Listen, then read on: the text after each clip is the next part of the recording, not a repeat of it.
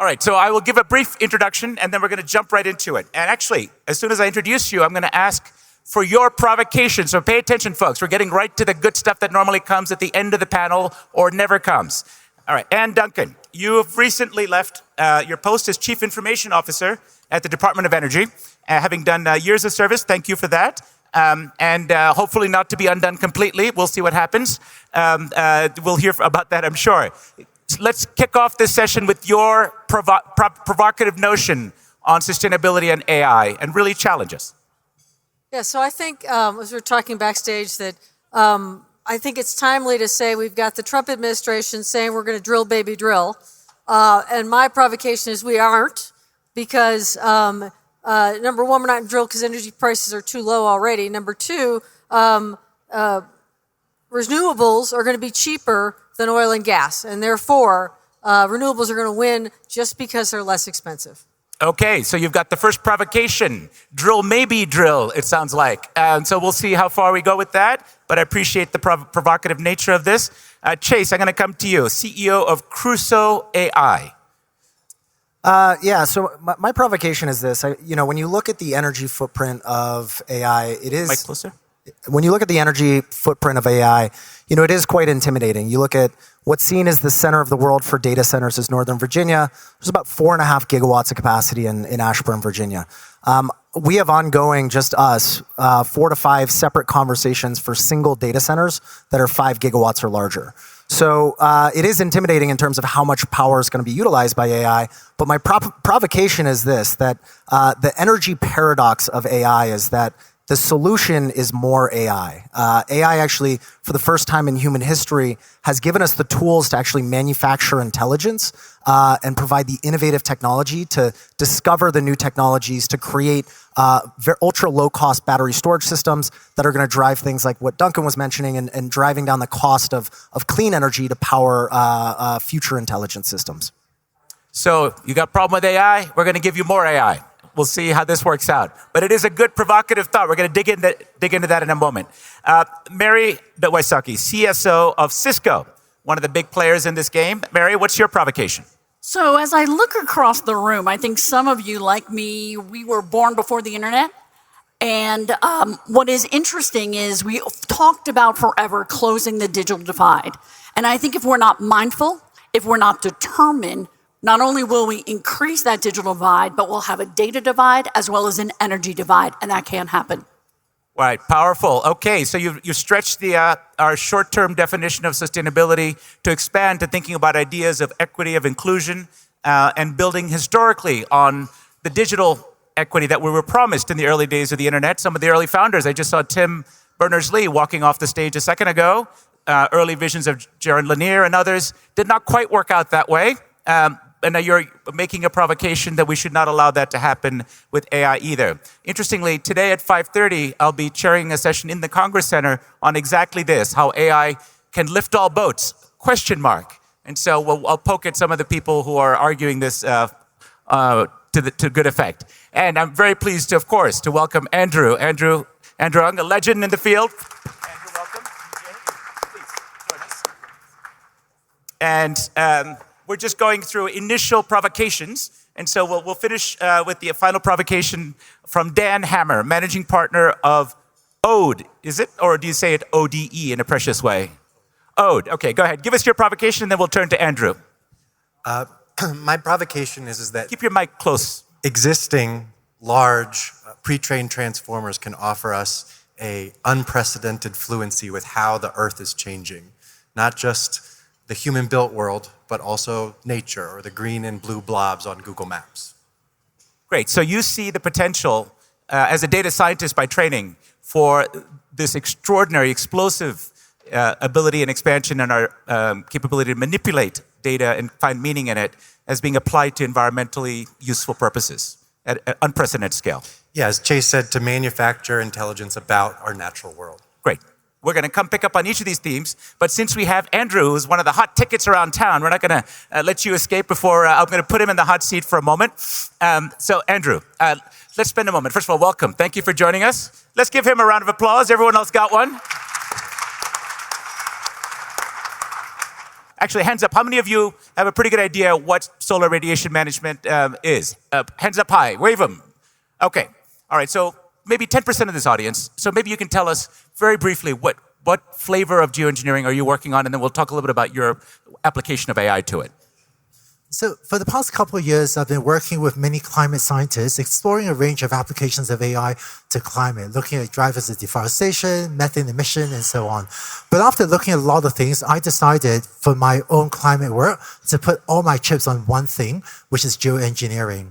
The 1.5 Paris Agreement goal is dead. Would you like a bit closer, Andrew? Oh, sorry. I think there is no plausible path that we will keep warming to 1.5 degrees with one asterisk, and that asterisk is without geoengineering. So geoengineering via stratospheric aerosol injection is the idea of using reflective particles sprayed into the atmosphere to reflect, say, 1% of sunlight back into space. Our planet's albedo reflect 30% of sunlight. If we bump it up to 31%, then that will buy us an extra 1 degree Celsius of cooling, roughly. And I think it's the only plausible path to keeping warming to close to 1.5 degrees at this point. And if you look at the risk trade-off of runaway climate change and hitting various tipping points, I think this is an option that we should seriously consider. So I know there'll be a lot of pushback from various quarters. We'll get to that in a moment. Tell us, how are you planning to apply artificial intelligence to this? There's obviously some pioneering work by David Keith and others that was done at Harvard. Because of the heat, if I may be allowed to use a pun, he's no longer at Harvard. He's at the University of Chicago with different funding streams. So this is a controversial topic. Tell us what you're bringing to it with your particular sophistication and knowledge of AI. So what many climate scientists, collaborators and I have been working on is AI-based climate modeling. Just a week, 2 weeks ago, we released our newest AI climate model on website planetparasol.ai. I think one of the concerns of geoengineering is that our understanding of what exactly will happen will be imperfect. Just as when Earth warmed, warming effects were uneven. If we cool it down with geoengineering, the effects will be uneven as well. So we've been working on models to better understand the local impacts, even though the physics, is actually pretty solid. I mean, Earth will be not as warm if you do this, but the local effects need modeling work. The Krakatoa showed us that, didn't it? The volcano effect. We've studied it for multiple generations. Yes.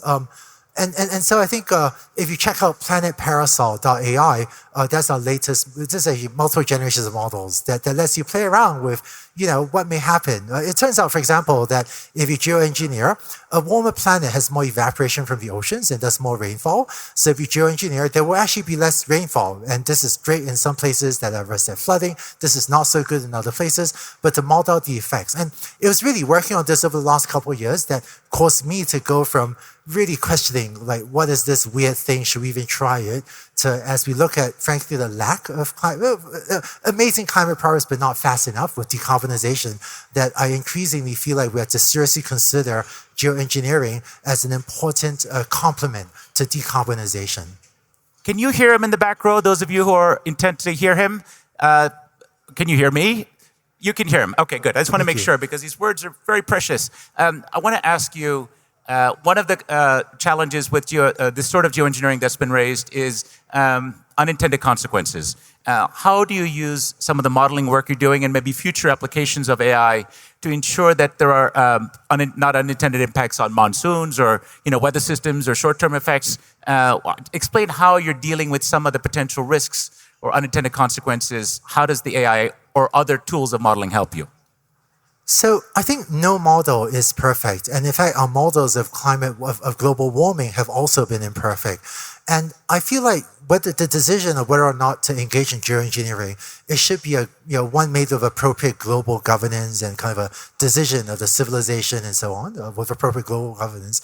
And if you look at, say, the OECD report on tipping points, so what's a tipping point, right? If if you take a chair and tip it over a little bit, it'll fall back to where it was.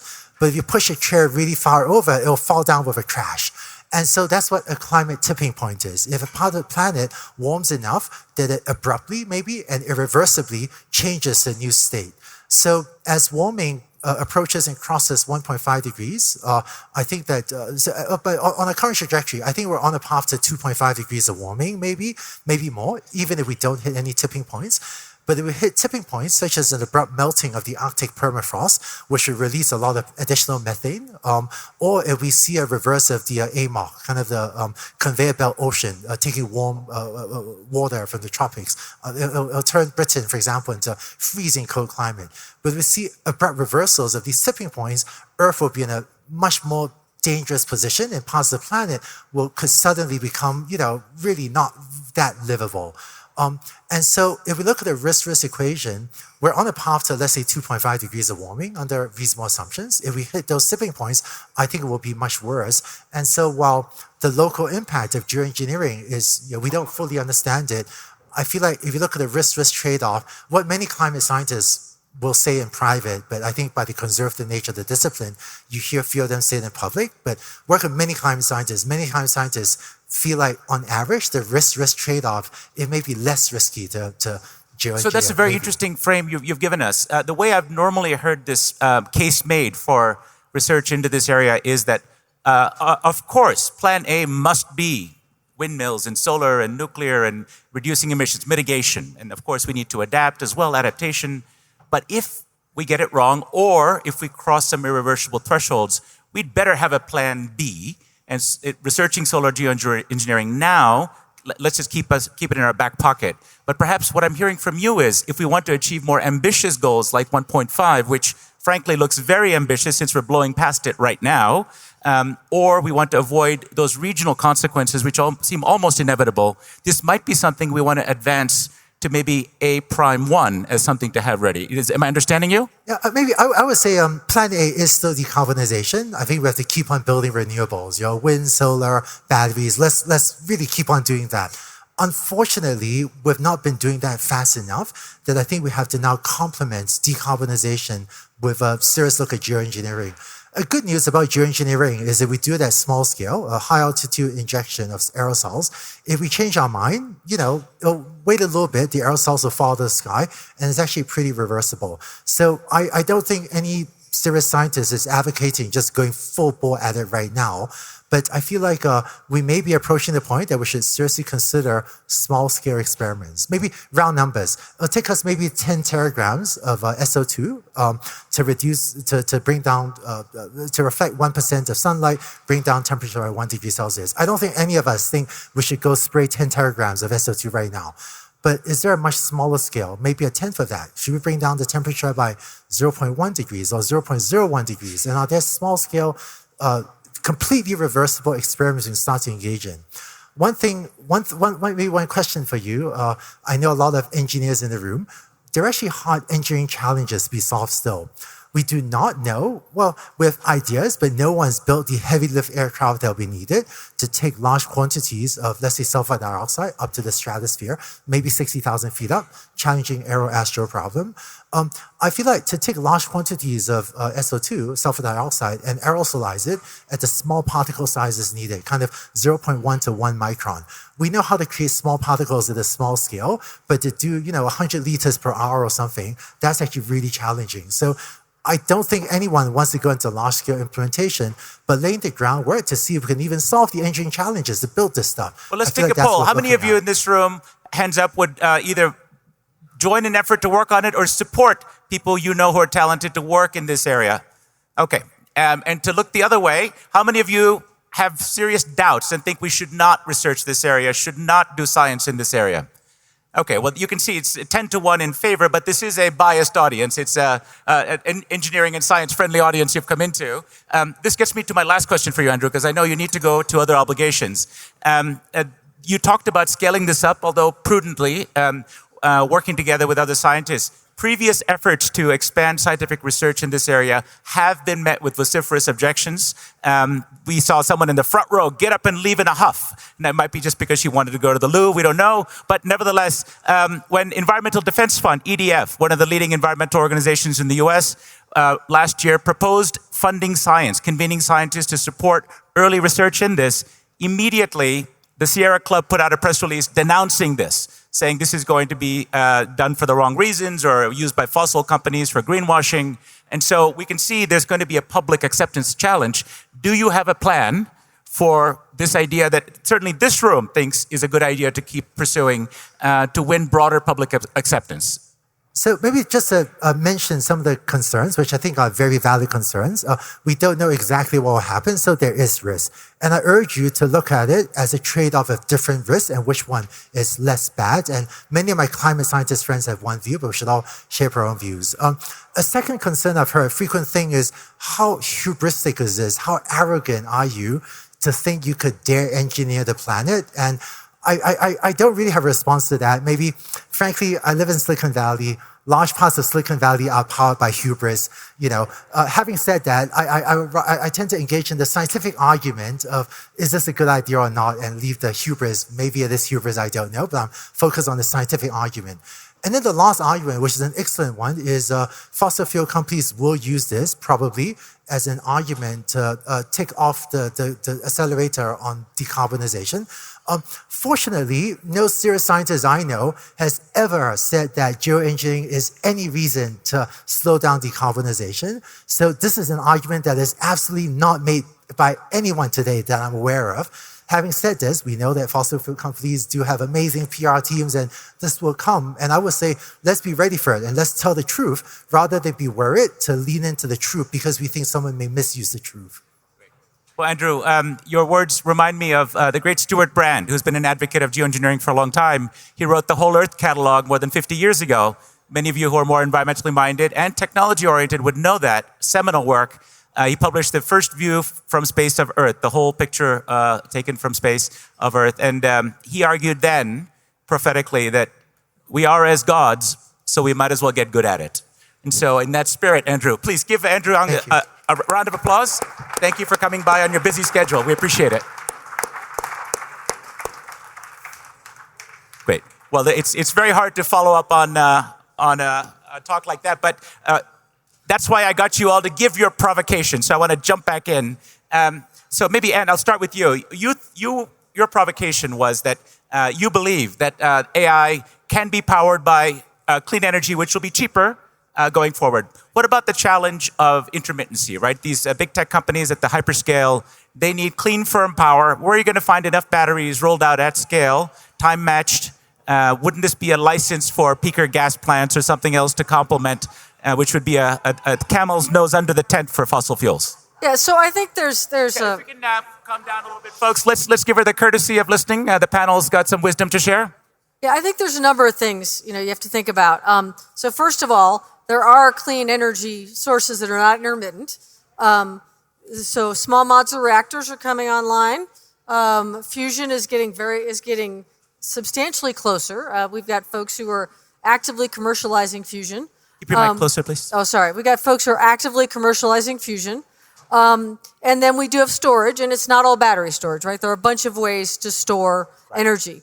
So you take the combination of wind, solar, geothermal, which, by the way, is a 24-hour source, right? Geothermal doesn't go off at night. And we've seen some breakthroughs in hot rocks geothermal lately. And there are sources like, say, Greenland's got lots and lots of geothermal power. No reason why you can't bring that power. The 51st state? Is that what I heard from you? Yeah, it's a new state. Yeah. I remember I don't work for that man. Exactly. So you can bring that power to where you need it, or you can put your data center right next to that source of power in Greenland and bring the data where you need it. Okay, so you see a range of options, including time sequencing towards SMRs, fusion in the future. You can get there with a multiplicity of technologies. Now, Chase, you're a man who knows something about this. Your company is built on the bedrock of climate-friendly AI, as it were, and the cloud data centers and ultimately AI. What are you actually implementing? And I know you're thinking at gigascale already. So tell us from the practitioner's perspective, how realistic is this? Actually, our philosophy is very similar to what you just described, which is, we have this very energy-intensive compute workload with AI, both training and scaling test-time compute, inference, where we've tried to re-engineer the data center landscape by actually bringing those compute loads to areas where we can access low-cost, clean, and abundant energy resources. So, you mentioned Greenland. We're actually doing a similar thing in Iceland, where you have sort of this geological phenomenon where you can produce clean, firm power 24/7 very cost effectively, and you have the benefit of it being a very cool environment as well.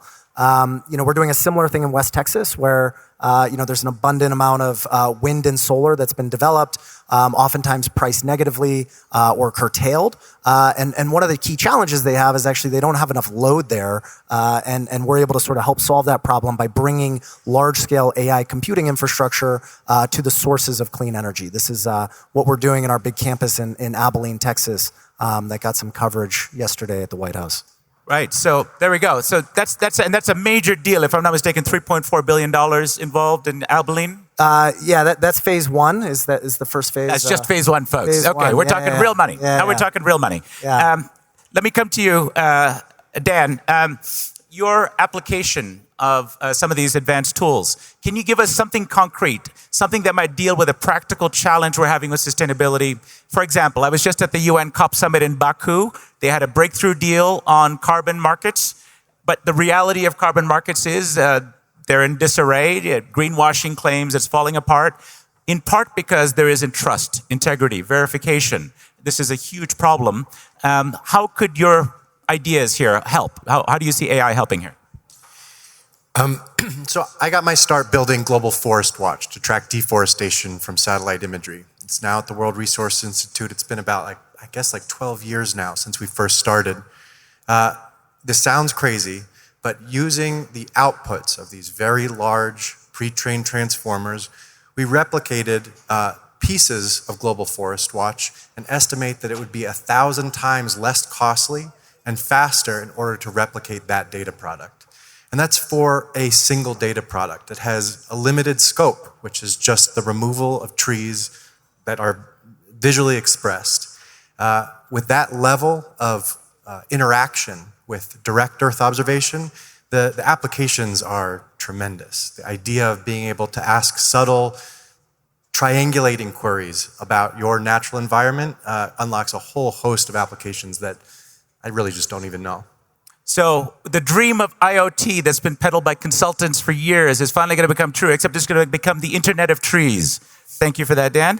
Let's close things out with Mary. You had a beautiful dream, a vision that this might actually lead to a more equitable world. Though there was some early inklings that the lowest productivity employees might have been benefiting more from AI, now we're seeing that the 10Xers and 100Xers are running away with the AI productivity prize. We now see an arms race between US and China. The US just doubled down with $500 billion, at least conceptually, on this.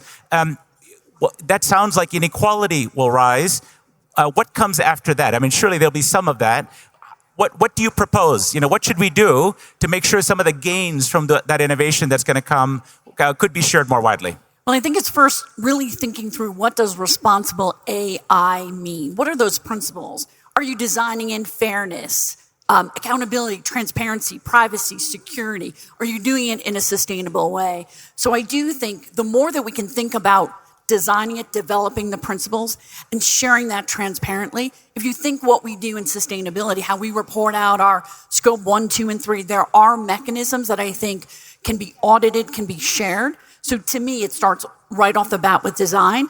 And I think one of the other things is also keeping just in your mind, what can you do today? There are so many things that we can do just drives energy efficiency in adopting new technologies, in managing your infrastructure. So I do think it's about thinking about now. One of the key things, having lived through a bit of the digital transformation, is we thought jobs would go away. Tasks were digitized. What I think we're going to see here is workflow is digitized. I think our jobs will change.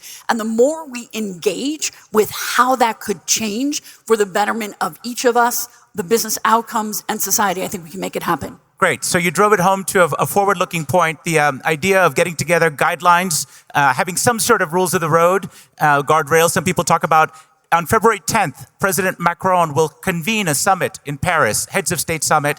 India's Prime Minister Modi, the G7 is represented. So we're going to see high-level representation devoted exactly to this topic. How to bring together, at the level of government and industry, perhaps agreeing or pointing in the direction of future agreements on standards, guardrails, principles, just so that we don't have the worst actors or the worst behaviors and at least head in some transparent direction. So I encourage all of you AI aficionados to keep your eyes open on the summit coming up in Paris.